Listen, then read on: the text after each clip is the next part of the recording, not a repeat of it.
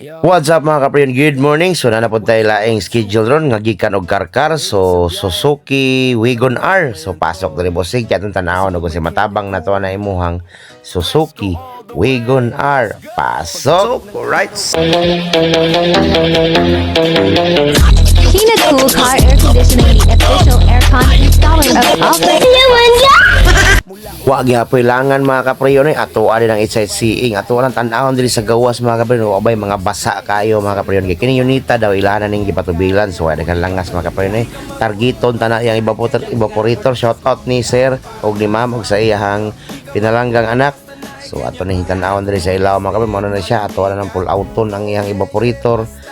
Ato na siyang electrison tan-awon na to og nabagyo leaking or wala kay sa giingon ako mga kapriyon ang kini unita nagsige na sila patubil ani nya usbo na to ang conversion ni kanang kusog ang hangin mga kapriyon kay kining hangin ni hinay kayo kay gagmay kay ducting gipang taod so ay daghang langas mga kapriyon daray mao ni ang iyang evaporator sa Wagon R. So nagi jay leaking mga kapriyon nya wala ra ba tayo matao din nga brand new mga kapriyon kada silang evaporatora mga kapriyon same ra na siya sa DE64 mao nga ato wala ng putlo ng iyang fittings ato ang ibali dito sa iyahang evaporator para brand new ang nagtaod ni evaporator mga kapriyon.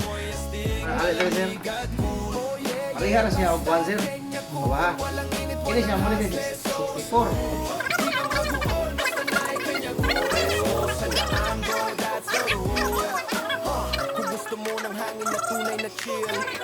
Ops, dara mga kapriyon kay nahuman naman tagplastada sukod-sukod ato anang kuhaon ng brand new mga kapriyon kay kana at daan man ito gisukod mga kapriyon mga guba man na siya nya mga daot niya na siya mao na nga ato asang isukod sa daan dayon og goods na ay way daghan langas mga kapriyon putlon tana ang iyang fittings mga kapriyon human atog putol ana mga kapriyon ato ada na siyang isumpay diri sa ato ang unit para magmala North Pole na pod ang lamig aning ilahang Wagon R nga automatic soldahan na diha kay ato nang isalpak ron taod-taod ay kay nahuman naman tag solda diara ato nang gihumol sa tubig ang ato ang evaporator nga giilisan nato og fittings mga kapriyon so goods na siya mga kapriyon so human na ato nang itaod sa iyang evaporator casing para mataod na nato sa unit mga kapriyon.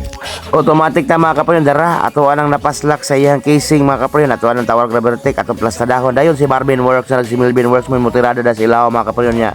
Actually mga kapriyon kini unita mga wala na ni pull out na mga dashboard amo ra na isang kuot sa ilaw para dili kayo mga gupok ang iyang dashboard kay ang iyang dashboard mga kapriyon dayon-dayon ni siya way tangtanganan mga kapriyon mo na nga maapiki jud mo og inyuhan ning pisa-pisahon.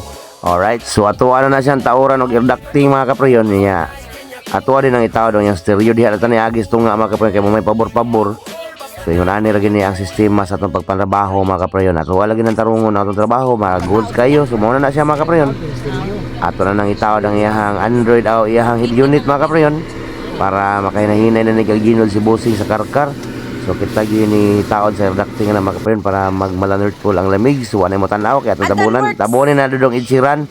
Alright, so nahuman na gyud ang ato ang Wagon R nga gikan og karkar ang atong giilis na mga kapriyon is ang iyang evaporator. Gi-convert na to ang iyang evaporator sa DE64 ang atong gitaod.